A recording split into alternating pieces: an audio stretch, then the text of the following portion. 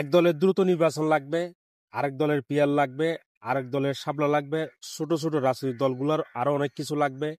সুশীলদের দাবি, রিক্সাওয়ালার দাবি, ভ্যানগাড়িওয়ালার দাবি, গার্মেন্টস মালিকদের দাবি, শ্রমিকদের দাবি, ব্যবসায়ীদের দাবি, প্রতিবেশী রাষ্ট্রের দাবি, শিক্ষকদের দাবি, ছাত্রছাত্রীদের দাবি, বিভিন্ন জেলাকে বিভাগ করার দাবি।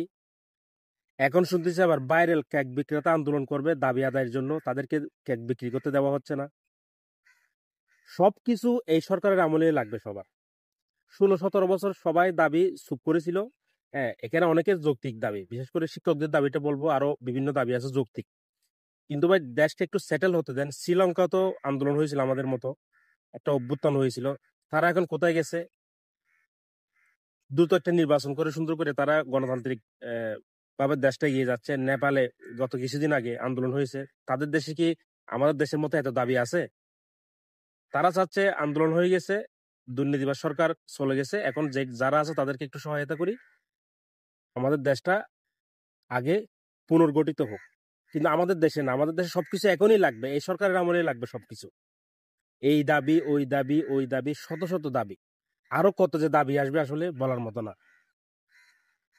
সবকিছু এখনই লাগবে। যৌক্তিক দাবি আমি মানতেছি অনেকের, ভাই একটু এই সরকার তো সবকিছু দাবি পূরণ করতে পারবে না, এটা একটা অনির্বাচিত সরকার, সময় দেন একটু। মানে সবকিছু এখনই লাগবে। সবাই রাজনৈতিক দলগুলো বলে কি আমরা জনগণের সাথে আছি, আমরা দেশপ্রেমিক। কাজী নজরুল ইসলামের একটা ছোটবেলার কবিতার কথা মনে পড়ে গেল, যদি আমি একটু ইম্প্রোভাইজ করব। আমাদের দেশে হবে সেই রাজনীতিবিদ কবে, কথাই না বড় হয়ে কাজে বড় হবে। শুধু জনগণের পাশে আছি, জনগণের ম্যান্ডেট নিয়ে আসতে চাই, জনগণের সমর্থন, জনগণের ভালোবাসা আমাদের সাথে আছে। জনগণ কি চাচ্ছে? হ্যাঁ, আমাদের দেশে তো রাজনীতিবিদরা তো অন্ধ, যারা হচ্ছে কর্মীরা তারাও তো অন্ধ, তারা তো রাজনীতি তাদের উপর থেকে যেটা নির্দেশ সেটাই, যৌক্তিক হোক অযৌক্তিক হোক। গত সরকারের আমরা তো দেখেছি, আমরা আম গাছকে তাল গাছ বলেছে, দেখা যাচ্ছে আম গাছ না, এটা তাল গাছ। কেন? ওই যে তাদের রাজনৈতিক নেতারা বলেছে এটা তাল গাছ বলতে হবে। এখনো তাই, সব দলের মধ্যে তাই, কোনো দল এখানে সাধু নাই, দেখতেছি তো। যার দলের উপর থেকে যেটা বলবে সেটাই সত্য। তারা ওইটাকে সত্য প্রমাণ করার জন্য, ওইটাকে যৌক্তিক প্রমাণ করার জন্য বিভিন্ন ধরনের গাধার মতো বিভিন্ন ধরনের যুক্তি তারা উপস্থাপন করবে। এই যে কর্মীরা, শিক্ষিত শিক্ষিত কর্মীরা যখন এই ধরনের যুক্তি দেয় তখন কিন্তু খুব খারাপ লাগে।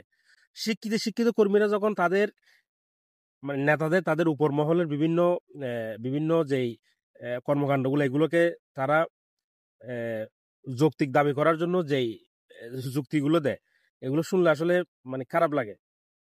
সবকিছু হবে ভাই, একটু একটু সময় দেন। 17 বছর তো চুপ করেছিলেন, ওই সময় তো কিছু পাননি।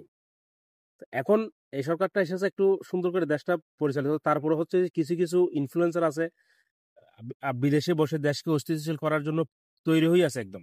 এই সমস্ত ইনফ্লুয়েন্সারদের একটু অ্যাভয়েড করবেন সবাই। হ্যাঁ, প্রথম দিকে ভালো লেগেছিল, এখন একটু অতিরিক্ত করে ফেলতেছে তারা আসলে। নাম বলতেছি না আমি, হয়তো নাম বললে আবার কেউ আবার এখানে গালাগালি করবে, তো দরকার নাই। সবকিছু সবকিছুই হবে আস্তে আস্তে, একটু সময় দেন। সময় দিলে সবকিছু হবে। এই সরকারকে সবকিছু ছাপিয়ে দিলে হবে না, সময় দিতে হবে এদেরকে। কারণ এরা হচ্ছে কিছু করার জন্য আসেন, এরা শুধু দেশকে ওই অবস্থা থেকে একটু সামনের দিকে নিয়ে যাওয়ার জন্য, একটা নির্বাচন দেওয়ার জন্য এসেছে সুন্দর করে। তো অতটুকু পর্যন্ত সময়টা দেন, এখনই সবকিছু দাবি করবেন না। সবার দাবি এখন তার কার কাছে, সবার দাবি হচ্ছে এখনই আদায় করতে হবে। মানে মনে হচ্ছে দেশ মনে হয় ধ্বংস হয়ে যাবে আর কিছুদিন পরে, মানে এখনই সবকিছু সবার লাগবে।